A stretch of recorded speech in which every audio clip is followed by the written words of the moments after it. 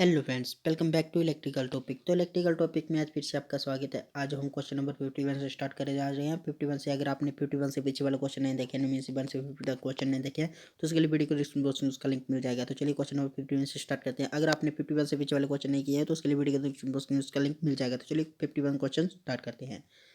तो 51 क्वेश्चन जो है, how much inductance is needed to resonate at 50 means कि 5 kilo hertz with the capacitance of 12 nanofarad means कि कितने प्रेरक तत्व 12 नैनोफैरड की धारिता के साथ 5 किलो हर्ट्ज पर अनुनाद करने हेतु आवश्यक है। तो फ्रेंड्स, सिंपल सा क्वेश्चन है, न्यूमेरिकल टाइप क्वेश्चन है। इसका आंसर जो आएगा ऑप्शन नंबर है 84.33 मेगा हर्ट्ज। तो फ्रेंड्स, इसका जो फार्मूला लगेगा F R is equal to 1/2 pi √L C। तो फ्रेंड्स, अगर आप इस क्वेश्चन को फुली सोल्व चाहते हैं तो प्लीज़ कमेंट करके जरूर बताएं, मैं आपको फुली सोल्व क्वेश्चन का लिंक सेंड करूंगा। तो 52 जो क्वेश्चन है, 52 क्वेश्चन भी सिंपल सा क्वेश्चन है। The factor which affected capacitance of a capacitor means की एक संधारित्र की धारिता को प्रभावित करने वाला कारक कौन सा होता है। ऑप्शन नंबर ए है प्लेट्स के मध्य अवरोधक, ऑप्शन नंबर ए प्लेट का क्षेत्रफल, ऑप्शन नंबर सी है तुल्य पैरावैद्यांक, ऑप्शन नंबर सी है जो ऑप्शन नंबर डी जो है प्लेट्स के मध्य अवरोधक प्लेट का क्षेत्रफल और तुल्य पैराविधांक। मीन्स कि इसका जो राइट जो आंसर आएगा वो आएगा ऑप्शन नंबर डी, यानी कि एक संधारित्र की धारिता को प्रभावित करने वाला कारक प्लेट्स के मध्य अवरोधक प्लेट्स का क्षेत्रफल और तुल्य पैरावैद्युत होता है। मीन्स कि धारिता is equal to a base upon में विभवांतर। समांतर प्लेटें जो वो किसी समान पैरावैद्युत के माध्यम में हो। तो वेरी सिंपल से क्वेश्चन है। 53 जो क्वेश्चन है, एक संधारित्र तथा प्रतिरोध एक ज्या तरंग जनरेटर के साथ श्रेणी क्रम मीन्स की सीरीज में संयोजित किए जाते हैं। आवृत्ति इस प्रकार समझित किया जा गया है कि संधारित्र प्रतिघात प्रतिरोध के बराबर है। प्रत्येक अंक के चारों ओर बराबर मात्रा का विभव दिखाई देगा यदि आवृत्ति को बढ़ाया जाए। तो फ्रेंड्स, इसका जो राइट आंसर आएगा option number B R is greater than B C. Means की लेस देन, मीन्स की इसमें बी आर बड़ा है और बी सी छोटा है। तो वेरी सिंपल से क्वेश्चन है आज के। तो 54 जो क्वेश्चन है, when the plates area of a capacitor increases means कि जब संधारित्र की प्लेट क्षेत्रफल बढ़ता है तब क्या होता है, तब होता है जब संधारित्र का प्लेट का क्षेत्रफल बढ़ता है तब धारिता बढ़ती है। मीन्स की कैपेसिटेंस जो वो बढ़ती है। मीन्स की ऑप्शन नंबर ए इसका राइट आंसर आ जाएगा। फ्रेंड्स, इसी प्रकार सिंपल क्वेश्चनों में नेक्स्ट क्वेश्चन जो है, नेक्स्ट क्वेश्चन एक न्यूमेरिकल टाइप का क्वेश्चन है। तो इस क्वेश्चन में पूछा क्या गया है, 330 पर फैरेड कैपेसिटर एंड 220 पर farad capacitor are each connected across 6 volt DC source. The voltage across the 330 power factor capacitor is means की एक 330 पावर फैक्टर संधारित्र और एक 220 पावर फैक्टर संधारित्र दोनों समांतर में जोड़े हैं, 6 वोल्ट डीसी सोर्स से जुड़े हैं। 330 पावर फैक्टर के समांतर का विभव क्या होगा।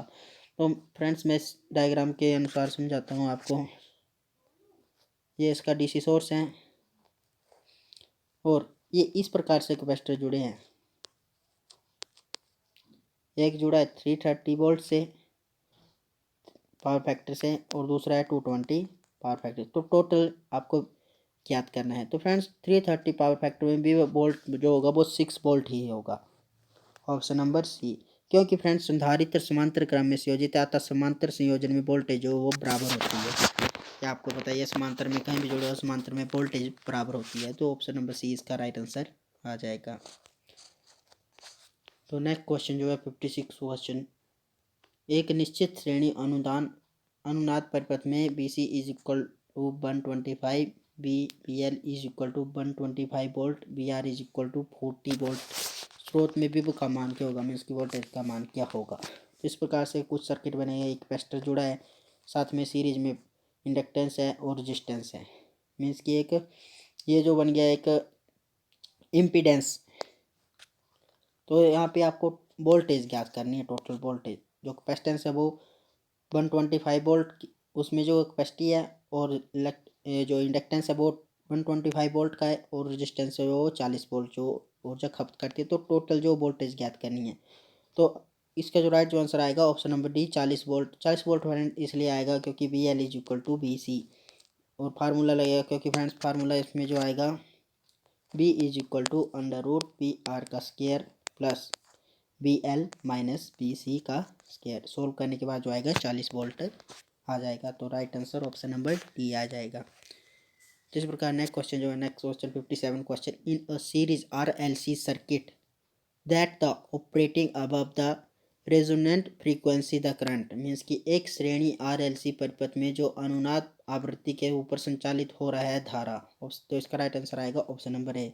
Lakhs the applied voltage, means कि आरोपित विभव के पश्चवर्ती, मीन्स कि लैग करेगा। तो फ्रेंड्स इसी प्रकार नेक्स्ट क्वेश्चन जो है 58 क्वेश्चन में सिंपल सा क्वेश्चन है, if the value of C in a series R L C circuit is decrease the resonant frequency, means कि एक श्रेणी आर एल सी परिपथ में सी का मान अवमूल्यत घटता है, तब अनुनाद आवृत्ति क्या होगी, डिक्रीज होगी, इज नॉट इफेक्टेड मीन्स कि कोई प्रभाव नहीं पड़ेगा इस पे ऊपर, इंक्रीज होगी मीन्स कि बढ़ेगी, ये is reduce to zero means कम होकर शून्य हो जाएगी।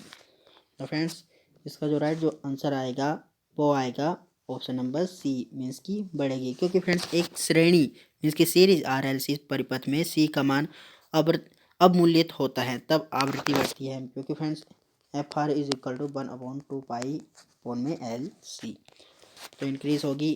तो नेक्स्ट क्वेश्चन 59 क्वेश्चन सिंपल सा क्वेश्चन है, एक निश्चित श्रेणी अनुनाद परिपथ में बैंड की चौड़ाई 2 किलोहर्ट्ज है, यदि तत्कालीन कुंडली को क्यू के उच्च मान के साथ प्रतिस्थापित कर दिया जाए तो बैंड की चौड़ाई होगी। तो फ्रेंड्स इसमें ऑप्शन कुछ इस प्रकार से हैं, remain the same, increase, decrease, be less selective, means की समान रहेगी, बढ़ेगी, घटेगी या कम चुनाव योग्य होगी। तो फ्रेंड्स इसमें जो राइट आंसर आएगा option number C, decrease means की घटेगी।